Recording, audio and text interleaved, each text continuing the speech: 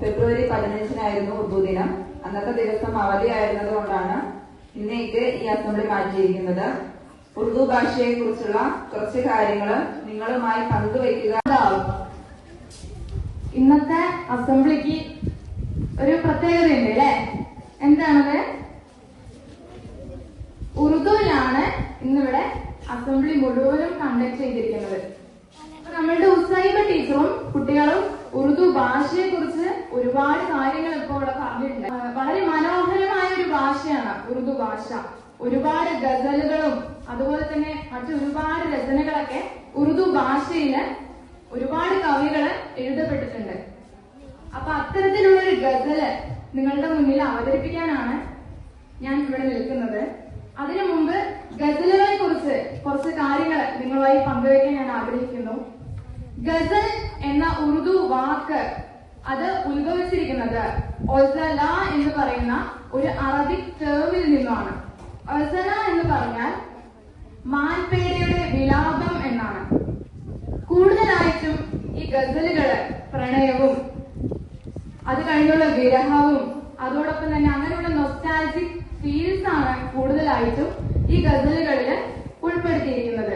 ആലപിക്കുന്നതിന് ഒരു പ്രത്യേകതയുണ്ട്. ഒരിക്കലും അത് നിന്നിട്ടല്ല ആലപിക്കാം, അതിനൊരു രീതിയിൽ ഇരിക്കണം. അങ്ങനെ ഇരുന്നിട്ട് ഹാർമോണിയൊക്കെ വായിച്ച് വളരെ കാം ആൻഡ് ക്വൈറ്റ് ആയിട്ടാണ് ഗസൽ ആലപിക്കുന്നത്.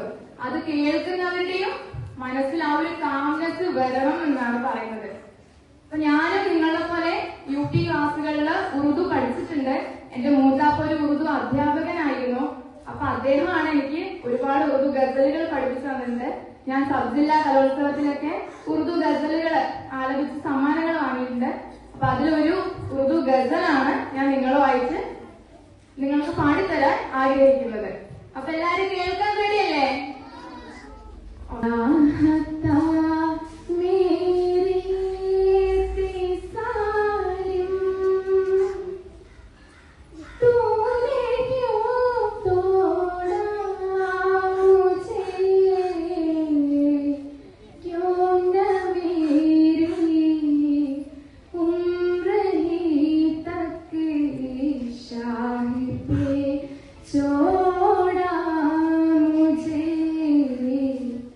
शाही पे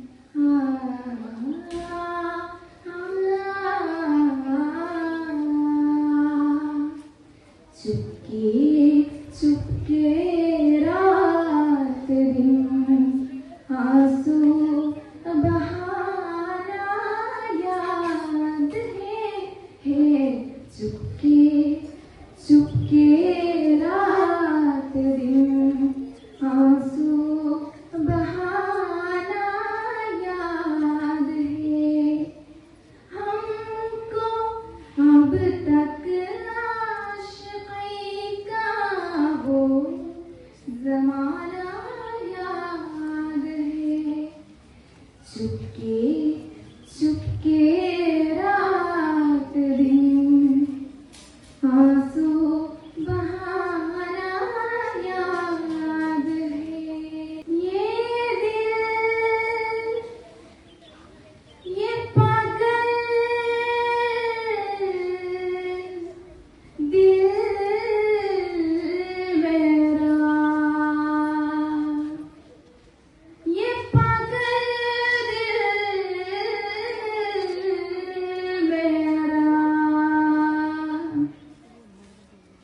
ये दिल ये पागल दिल मेरा, ये दिल ये पागल दिल मेरा, ये दिल दिल पागल दिल मेरा क्यों बुझ गया आवारगी, ये दिल ये पागल दिल मेरा क्यों बुझ गया आवारगी। इस दश्त में एक शहर था, इस दर्द में एक शहर था, वो क्या हुआ आवारगी, ये दिल ये पागल दिल मेरा, ये दिल ये पागल दिल मेरा। शुक्रिया, थैंक यू।